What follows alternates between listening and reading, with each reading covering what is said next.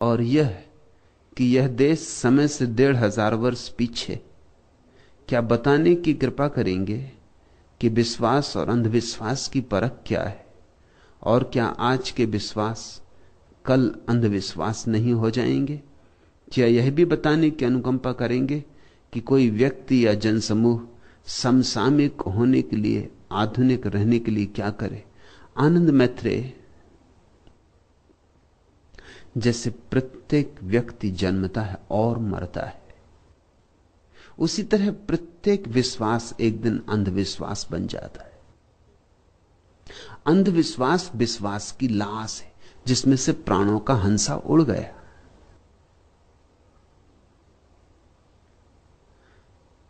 तुमने अपनी मां को कितना प्रेम किया था, फिर एक दिन मां चल बसी, अब उसकी लाश थोड़ी रखे बैठे रहोगे।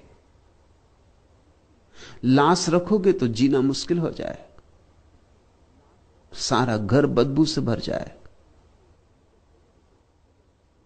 और ऐसी लाशें इकट्ठी करते गए एक दिन पिता चल बसेंगे, ऐसी लाशें इकट्ठी करते गए तो घर में जीना असंभव हो जाएगा। मुर्दे इतने हो जाएंगे कि जिंदा रहेंगे कहां, जिंदा रहेंगे कैसे? इसलिए मां बड़ी प्यारी थी, लेकिन जब चल बसी तो फिर तुम देर नहीं करते अर्थी बांधने में, और तुम अगर देर करो भी तो मोहल्ले वाले जल्दी से बांधने लगते। आखिर उनको भी तो जीना है। तुम रोने धोने में लगे हो, मोहल्ले के लोग जल्दी से बांस लकड़ी इकट्ठा करने लगते, क्योंकि उनके घर जब कोई मरता तब तुम बांस लकड़ी इकट्ठा कर देते हो। ये पारस्परिक लेन देन। देर नहीं लगती, कोई मरा कि लाश उठी। पल पल घर में लाश रखना कठिन हो जाता। और ऐसा नहीं कि तुम्हें मां से प्रेम ना था, खूब था प्रेम, छाती पीट के रो रहे हो, मगर फिर भी रोते रहोगे और ले चले हंडिया लटका कर। रोते रहोगे और चढ़ा दोगे जाकर अर्थी पर, रोते रहोगे और आग लगा दोगे। यह करना ही होगा। ऐसी ही अवस्था विश्वास और अंधविश्वास की। विश्वास जीवंत जब होता है सत्य, और जब सत्य के भीतर से प्राण तो उड़ जाते, सिर्फ क्रियाकांड रह जाता, मगर तुम उसी क्रियाकांड को ढोते रहते हो, तब अंधविश्वास। आंख वाला विश्वास तो जीवंत होता है, अंधा विश्वास मुर्दा होता है। जिससे किसी ने बुद्ध को देखा, उस अपूर्व ज्योति को, और कोई झुक गया चरणों में। यह विश्वास झुकने की न तो योजना बनाई थी, न झुकने का कोई इरादा लेकर आए थे, लेकिन झुक गए, झुक जाना पड़ा।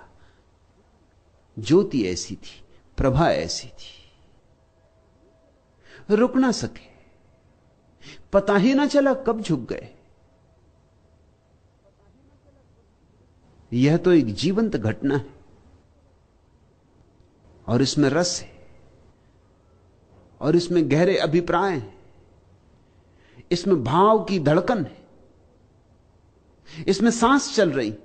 जब कोई इस बुद्ध को देखकर, उन आंखों में झांक कर, उन चरणों की महिमा में सिर रख दिया है, अपने अनुभव से, अपनी प्रतीति से, अपने साक्षात से, तब बात और है। फिर यह आदमी तो जा चुका, बुद्ध भी जा चुके, लेकिन इसके बच्चे बुद्ध की प्रतिमा के सामने झुकते हैं, क्योंकि बाप झुका था बुद्ध के सामने। फिर बच्चों के बच्चे भी झुकते रहेंगे, झुकते रहेंगे। हजारों वर्ष बीत जाते हैं, अब बुद्ध की प्रतिमा रखी है और लोग सिर झुका रहे हैं। भीतर झुकने का कोई भाव नहीं हो भी क्या? पत्थर के सामने कोई झुकने का भाव होता है? न पत्थर में कोई महिमा है, न पत्थर में कोई प्राण है।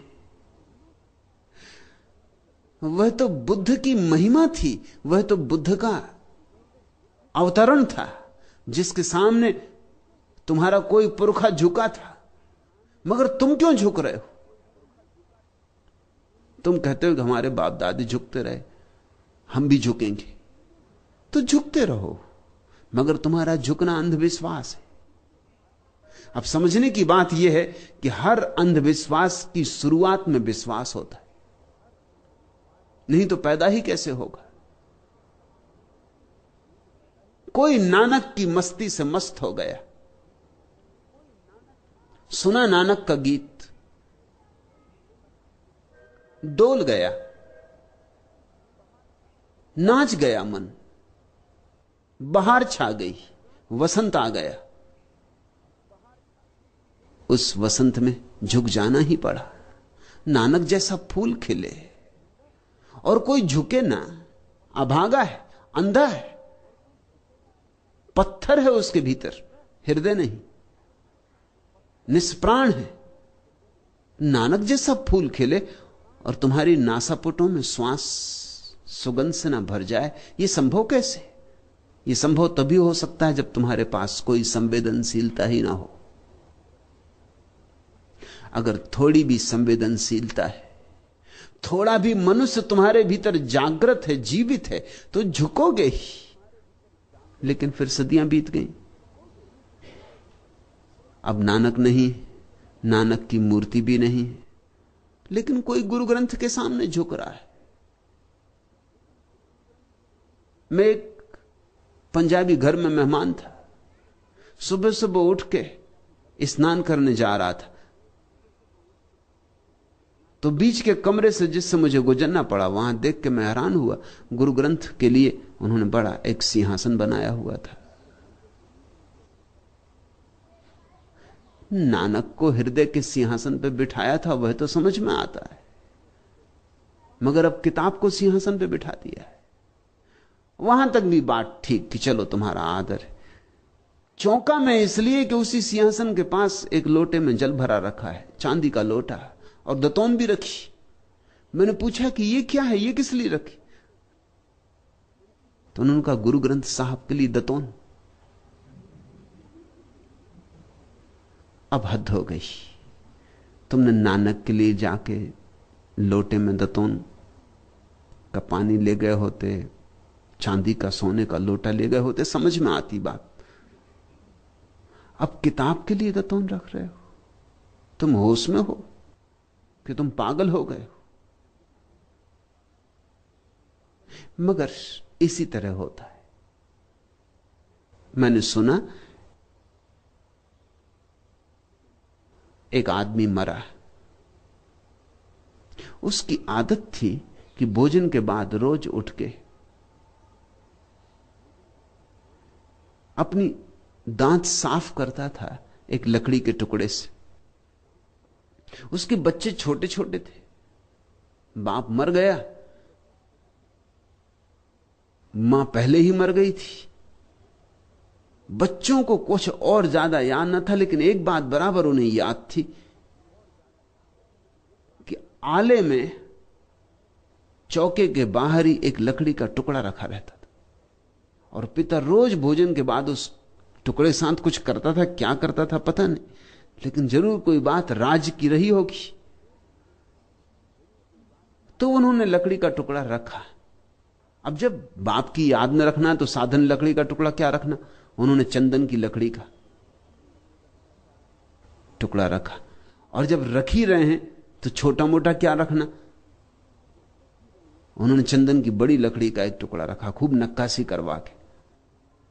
अब उसका कोई भी संबंध ना रहा दांत के साफ करने से, उससे दांत साफ हो भी नहीं सकते, दांत से कुछ लेना देना भी ना रहा। फिर बच्चे बड़े हुए, उन्होंने नया मकान बनवाया, धन कमाया। अब नए मकान में उन्होंने सोचा कि आले में रखा है, यह याददाश्त है अपने पुरखों की, तो क्यों ना एक छोटा सा मंदिर बना ले। बात जची सभी को, और अब धन भी पास में था, तो उन्होंने एक संगमरमर का छोटा सा मंदिर ही बना लिया। उन्होंने कहा आले में क्या रखना, बाप दादे गरीब थे तो ठीक। अब मंदिर बन गया, संगमरमर का बड़ा मंदिर, अब उसमें एक छोटे से लकड़ी के टुकड़े को क्या रखना? तो उन्होंने एक बड़ा खंबा, पूरा झाड़ का झाड़ ले आए होंगे कटवा के चंदन का, उस पर खूब नक्काशी करके उसको लगा दिया। मैंने सुना है कि अब उसकी पूजा चलती, घंटा बजता, पुजारी आता, फूल चढ़ाए जाते। अब किसी को याद ही नहीं कि कहां से शुरुआत हो गई थी बात की। जो भी इस जगत में तुम्हें अंधविश्वास दिखाई पड़ रहे हैं, उनका प्रारंभ तो जरूर कभी विश्वास से ही हुआ था।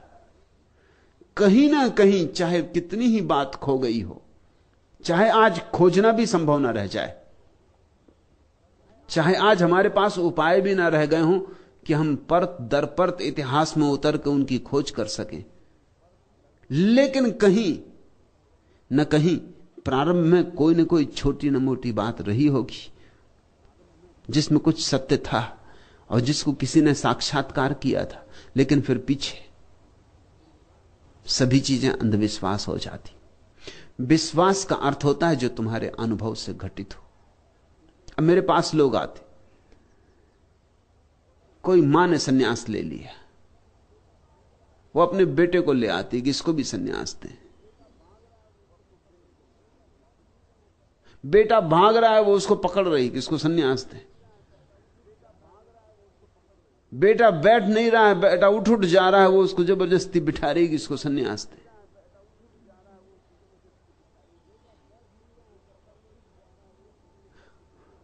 उसकी गर्दन पकड़ कर उसका सिर मेरे चरणों में लगा रही, वो इंकार किए जा रहा है, वो सिर अलग कर रहा है। अब ये कोई सन्यास होगा? अब इसको मैं मना करूं तो दुखी होती, इसको मैं कहूं कि नहीं तो दुखी होती। और मैं जानता हूं उसकी भी अड़चन, क्योंकि वो कहती है कि घर में बेटा माला मांगता है, ये कहता हम भी गेरुआ वस्त्र पहनेंगे, हम भी माला पहनेंगे। तो मेरी झंझट खड़ी कर रखी। मगर इस मां ने तो होशपूर्वक बोधपूर्वक सन्यास लिया है, इस बेटे पर जबरदस्ती थोपा जा रहा है। ये यहीं के यहीं विश्वास और अंधविश्वास दोनों हुए जा रहे हैं। ये कल मां विदा हो जाएगी और ये बेटा सन्यासी रह जाएगा। ये सन्यासी बिल्कुल थोथा होगा, इसका कोई मूल्य नहीं होगा, कोई अर्थ नहीं होगा। मगर इसको जिद रहेगी, अकड़ रहेगी कि हमारी मां सन्यासी थी, अब मां से कोई गद्दारी थोड़ी करेंगे, तो पहनेंगे कपड़ा। और अगर ज्यादा दिल हो जाएगा दूसरे कपड़े पहनने का, तो ऊपर ऊपर गेरुआ पहन लेंगे, भीतर भीतर जो अपने मौज के वो पहन लेंगे। भीतर मखमली और रेशमी कपड़े पहन लेंगे, ऊपर गेरुआ डाले रखेंगे। या दिन में गेरुआ पहन लिया करेंगे जब लोग देखें दाखें, और रात अपने घर में मौज से जो अपने को पहनना वह पहनेंगे। अब ये माला झूठी हो जाएगी। अब इस माला में से लकड़ी के दाने विदा हो जाएंगे, सोने चांदी के दाने आ जाएंगे। अब ये माला नए नए अर्थ लेने लगेगी, ये एक आभूषण हो जाएगी। तुमने पूछा है उस दिन भारत के प्रसंग में, आपने कहा कि इस देश की बुनियादी समस्या उसके अंधविश्वास है। इस देश की ही नहीं, सारी दुनिया की बुनियादी समस्या अंधविश्वास है। इस देश की थोड़ी ज्यादा। ज्यादा क्यों? क्योंकि इस देश में ऐसे बहुत पुरुष हुए जिनके आसपास विश्वास जगा, इसलिए इस देश के पास अंधविश्वास भी ज्यादा है। बुद्ध यहां हुए, महावीर यहां हुए, कृष्ण यहां हुए, अपूर्व पुरुष यहां हुए, सरहप्पा और गोरख और कबीर और नानक और दादू और रैदास और फरीद। एक जागते हुए दियों की परंपरा है। यह देश तो एक दिवाली मनाता रहा है, यहां दियों पे दिए जलते चले गए। जहां इतने दिए जले वहां स्वभावतः बहुत से बुझे दियों की पूजा भी होगी। दिए जब जलेंगे तो एक दिन बुझेंगे, और इतनी हिम्मत हम नहीं जुटा पाते कि जब दिया बुझ जाए तो उसका निर्वाण कर दें, उसको चले जाएं और सागर में बहा दें, नमस्कार कर लें। इतनी हिम्मत हम नहीं जुटा पाते, कोई भी नहीं जुटा पाता। मोह लग जाते। आसक्तियां बंध जाती, भय भी पकड़ जाते।